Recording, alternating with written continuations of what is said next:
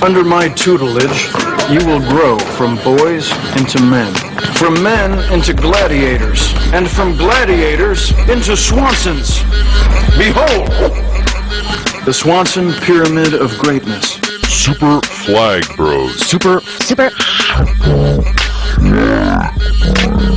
Division 6 Podcast. It's a perfectly calibrated recipe for maximum personal achievement. Categories include capitalism, God's way of determining who is smart and who is poor. These Delaries. Crying, acceptable at funerals and the Grand Canyon.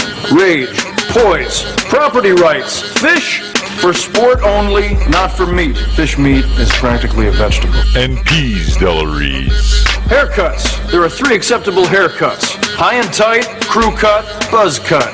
Are the scissors broken in your house, son? Welcome everyone, and you are listening to and perhaps watching Super Flag Bros on www.youtube.com/Flag Plus and or the various podcast networks where you can download this, hopefully iTunes this week, Eagle Eye Master Control. And if you're watching, there's the car, there it is. We have a soundboard finally. It only took like 30 weeks. Anyway, welcome everyone. As you know, we are broadcasting live from the Sportira cage where, if it's in the game, it's in the cage. Not in the cage. Yeah, not in the cage. Totally in the cage. Yeah? Time right now. We're outside the cage, though. We're outside the cage. We're like a mini cage. I'm pretty proud of you guys. We just before we were shooting a couple hoops, and none of us are full of sweat. So I'm pretty impressed. Looks like we're starting to get a little bit more athletic. I'm happy. I'm wearing linen, so linen, no problem. and you're not sweating at all. But I will say again, so we're at Sportira. Remember, guys, they're the official sponsors for FPF jerseys. So if you don't have a jersey yet for this season, I'm looking at you. The teams that I'm talking to, you know exactly who I'm talking about. You know exactly who? There's actually teams that don't have jerseys now. Yeah, there's some teams with hideous jerseys, like Jean-Guy. Yeah. Guys, get a goddamn jersey. You know please. They don't listen to the podcast at I all, know. right? They should, though, because we're really clever should. guys. And I think we're pretty. Maybe it's because we don't give them enough press. Speaking of guys, well, they're on the script today, so hopefully they're listening. But speaking of clever guys, I have one sitting to my left, and it's Mo Khan. He is our producer. He is the guy who gets us all the information that we need on a weekly basis. If you want to tweet the show live or tweet him in general, you can tweet him at MoKhan19. Our technical director, who is plugging stuff in for some reason, he is the Eagle Eye Master Control. He can be followed at Eagle FPF. And to my right, wearing an alternate Darksiders jersey, is of course Deez Delaries, my co-host. And I did get your teammate. I did get an angry look from someone from beyond the booth. So the ladies of FPF are representing as well. Awesome. Remember, #ladies of FPF. Anyway, so I want to talk about something real quick, right to top the show off. You sure you're not done with your intros that take forever? No, it's what I do. It's my thing. Yeah, no, people love my intros. You're good at it. You're good at it. But I wanted to bring a topic to start the show, and it relates to our Darksiders game in Division B. So I know it's not something that happened in Division E, but it's a rule that's specific to FPF. And as such, it's something that players should know, and especially in Division E, where guys may not be as familiar with the rules. So, just to give the scenario, to give the case, on a convert, there was an interception. Yes. Then our team was intercepted on a convert. One of our players held the guy who's running the ball back. Just barely, but yes. Yes, I honestly don't think it was much of a hold, but that's a judgment call that you can't complain about that. Right. Then, at that point, what happened was the ruling on the field was that the team that intercepted the convert got a chance for a 1-point convert themselves, because a player returning a convert can score a point, and by holding him, you're taking away the opportunity for that player to score points. So what I've seen in the past is that often it's enforced after the change of possession, but it is actually enforced on the convert, so the intercepting team gets a chance to convert for a point as well. And this is only if it's not the last man back. Yeah, if it's last man back, it's an automatic point. Exactly. Clear path. Yeah. I'm very, very confused. Yeah, You were there. You see his eyes were bulging. Like, what the hell is he talking about? He has a very short attention span. You speak, talk any rules. I love this league. You guys know I bleed green and black and white or whatever colors we have. But But sometimes sometimes I don't get them, and in this case, this is probably one of them I probably will never understand. Okay, so But you're when defending was an this? extra Yes. point. Yes. You pick off the ball. Yes. You start running yes. it back. Yes. Now you have two things. If Yes. the quarterback is the last guy and he holds you, you Right. get the point Well, automatically. not just the They give it quarterback. to you. Anybody who's the last the guy. last guy who's in the back But of the I'm field. trying to understand why we have this rule, not what it is. Like why? Because if you're last man back, we're giving you the points. We're saying you purposely committed a penalty to prevent him But from I'm saying, scoring. okay, I get that. But why is that even happening in the first place? Like okay, so you're saying that guy automatically gets a touchdown without being held. If it's the last man back, then yes. Okay, I'm never gonna. Let's move on to the next topic here. Moving on. Yeah, moving on, because you're supposed to be the authority here. Really, so, me? Yeah, sure. Anyway, Jean-Guy beat Royalty in a game where they outscored them 31-18. Jean-Guy keeps Royalty at bay. Royalty now have 3 straight losses and have now fallen to 9th place. Are you surprised to see Daniel Lazara with just 2 catches in this game? Yeah, it's kind of strange in a way. Like it really wasn't what we predicted. We spoke about this game last week. Like we both were pretty sure that this would be a game that Royalty could win, that they can pull off, and maybe it's exactly that. Like that their offense was rolling in what's been working, like especially throughout the season. You know, throwing Daniel Lazara specifically, like he's the playmaker on the team. So, but what is that? Is that more of a situation where he's well defended? Like my thing about Jean-Guy has always been that they've always had a good defense, a decent defense. For them, it's mostly been on their. Yeah, I know, but they've never been the best defense. But there's some nights where they come out and you can't really score. Yeah. They can tighten the clench if they. But that being said, they have a very unorthodox offense. Right. So do you think, given that this offense has not always been effective in the past, do you think it can work in the playoffs this season? I don't know. I mean, it's tough because there's so many really good offenses that are working at this point of the season. So in a way, like it's hard to stumble into the playoffs. Anytime you stumble into the playoffs, your offense is not really like working the way it should. Like, I feel like that's always problematic, especially going up against a team that might. But I'm just curious to see like what their matchup could be if they were to end the season now, right? Well, we'll take a look at the playoff standings moving forward. Jean-Guy does not have a receiver with more than 4 touchdowns. Is this depth, or is it because they don't actually have an explosive receiver? Also, I just want to point something out. Like, Or you can answer the question. What was your question? Yes or no? I'm not repeating I'll it. go maybe. Just All right, Mokan, do you have an answer to that question? I do. When you look at Pascal Savaria, who has 31 catches this year, you can essentially tally up the rest of the receiving corps, which is about 10 deep. They would equal his amount in terms of catches for the season here. But remember, though, In terms of scoring output, though, because he might be getting a lot of the looks, but maybe they don't have the guy who can break a game open. What's been the biggest downfall for Jean-Guy since their inception last winter, 2014, has been quarterback play. Christophe Chartrand was the quarterback. We call him Jean-Guy football.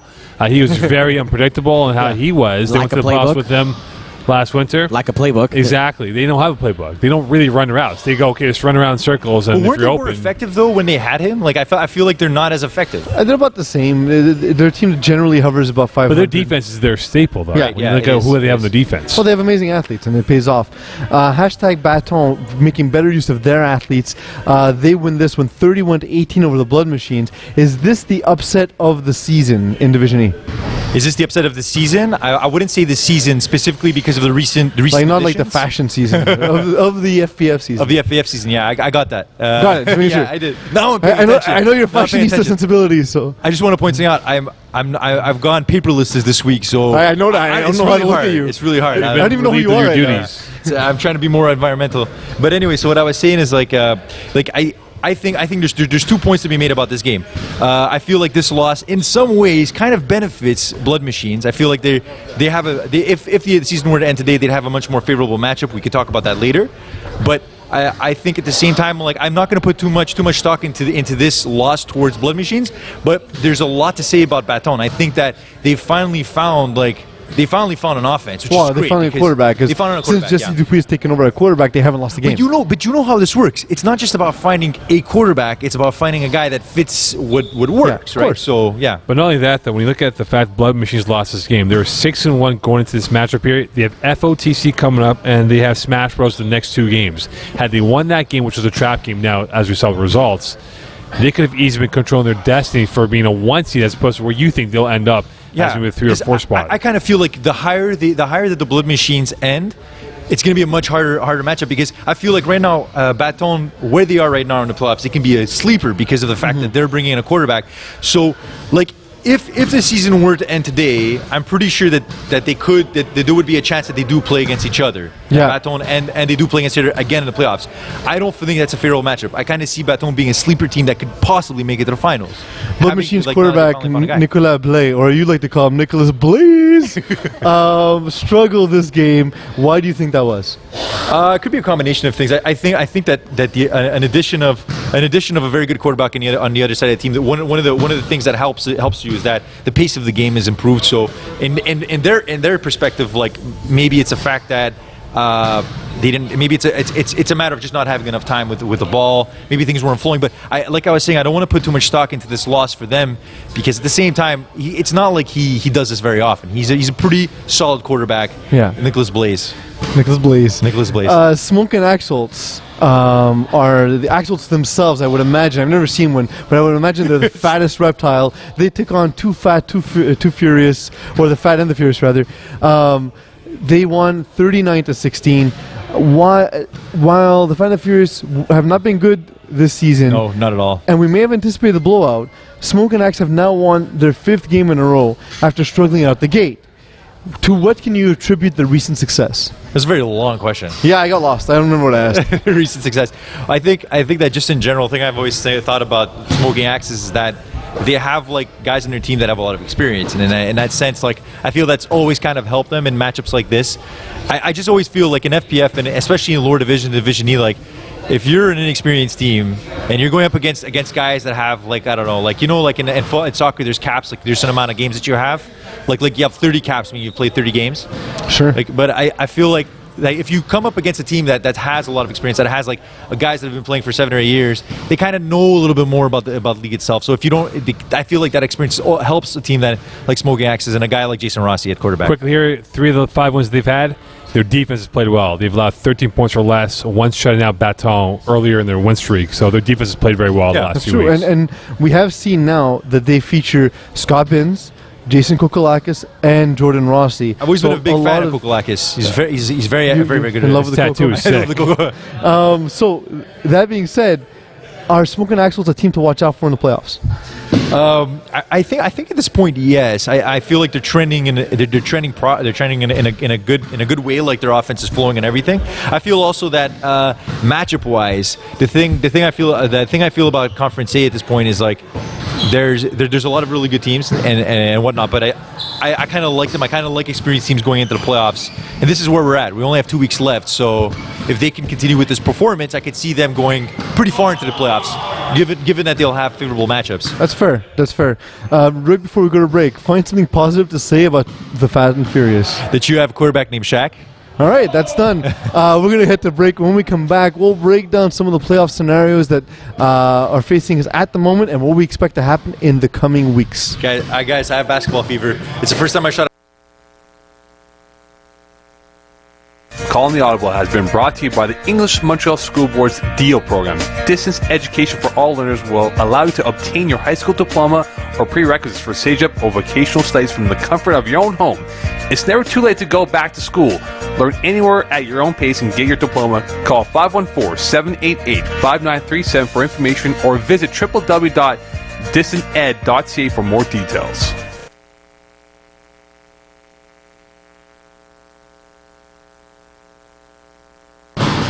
Welcome back, everyone. You are once again listening to and perhaps watching Super Flag Bros on the Flag Plus Football Podcast Network. I am Pease Delariz. To my right, there is Deez Delariz. Yeah. Where can you be tweeted at? At Dave's Republic At Dave's Republic I think so. and at... and at She wears neon tights. All right. Speaking of wearing neon tights, the Eagle at Master Control is our technical director. And where can they find you, Eagle? Tell the good people where they can find you.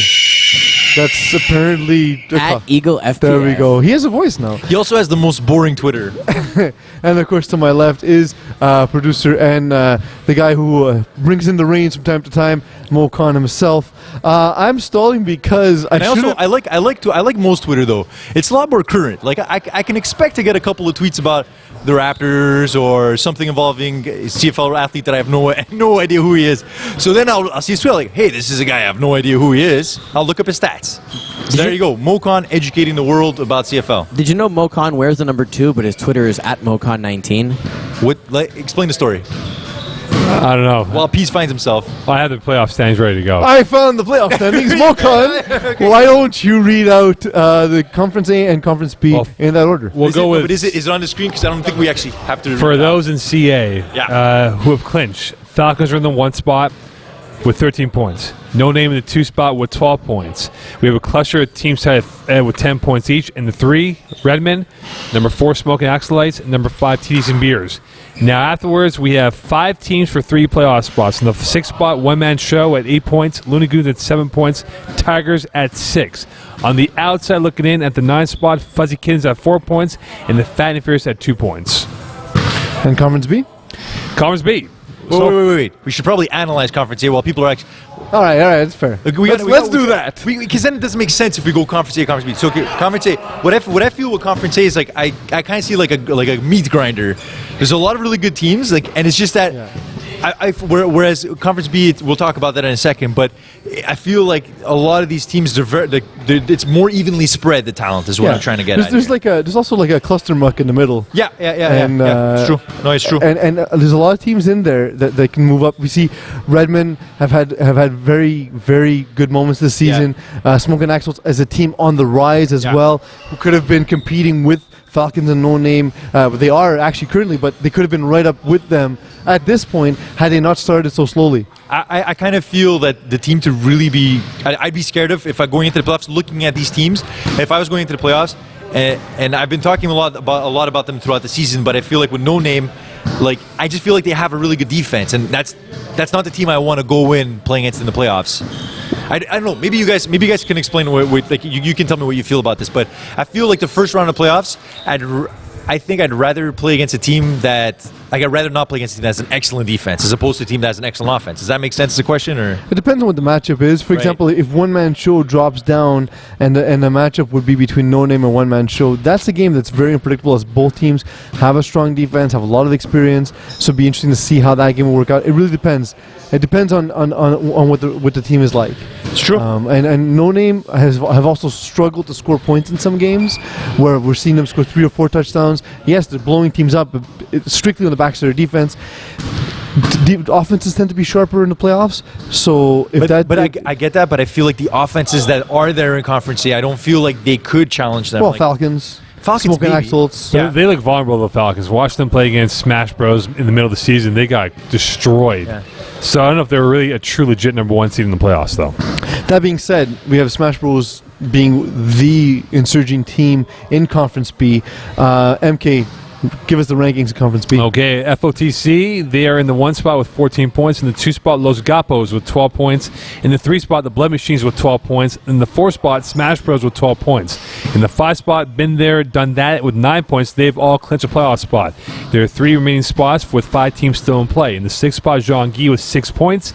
Hashtag Baton, number 7 with 5 points. In the number 8 spot, Big Blue Wrecking Crew with 4 points. And the outside looking in, Royalty with 4 points. They're in the 9th spot. And Mile Public House has 0 points. However, they are still mathematically alive for a playoff spot in the 10 spots. Just a quick note to Mile Public House. Deez and I played in a team in our first season. We're 0-9-1. Yeah. 2 seasons later, we're 10-0. Yeah. So, keep with it. The turnaround is quick in FPF. Oh, it really now is. let's analyze the teams that actually matter this season. Flight of the Conchords leading the way. Does this surprise you, Deez? No, it really doesn't, and I kind of feel like this is kind of what we were thinking that how things would kind of end up. Like these are a lot of teams going in. They were like, aside from the Smash Bros, I feel like the Smash Bros starting at the beginning of the season, we didn't really see them as that emerging team. Well, because we didn't know how Jonah didn't- we Cohen didn't know how would good do they at were. quarterback. Yeah. And Jonah Cohen yeah. has lit the league on fire. And I feel like it's like the top 3 teams, FOTC, Los Guapos, Blood Machines. We kind of saw that coming, right?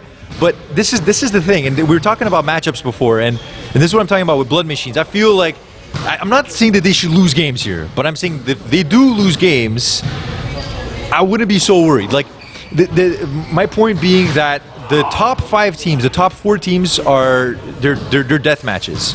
But if you're lower end teams in the conference B, I feel like these guys are going to get blown out. Like I can't Well, it see depends, John 'cause putting up a fight. here's the Oh thing yeah, is- except for the hashtag Baton. Well, that I we was spoke going to about ask a before. question now to both of you. Yeah. Yes. Which team do you think can make the Cinderella run? Is it Baton. hashtag Baton Hashtag or Baton. been there, done that? Hashtag Baton. Hashtag Has to be. Baton. I know, mean, for them to I'm be the gonna- Blood Machines, a big one for their psyche. I'm going to throw in been there, done that. They play a lot of games without all 3 of their big name receivers. I think if the whole roster's there in the playoffs, their 9 points doesn't tell the full story. I think this is a It very appears good to be locked in as a 5 seed because they're 3 up on the next opponent and they're 3 behind yeah. Smash So Bros. honestly, like the game Smash Bros been there, done that. It'd be tough for them to win, but it's not a result that would completely surprise me if I saw been there, done that, win that game. Deez, Yes. it is time for your rant of the week. Really? This week, I want you to tell us all about Montreal's construction plans for the summer. I had so much more to rant about. I feel like coming here, there's so much that enrages me. Like I did this conversation can go in 5 different directions. Pick one. Pick one. Construction. I'm just trying to understand what the purpose is of digging up all the sidewalks in the city. Can you explain it to me?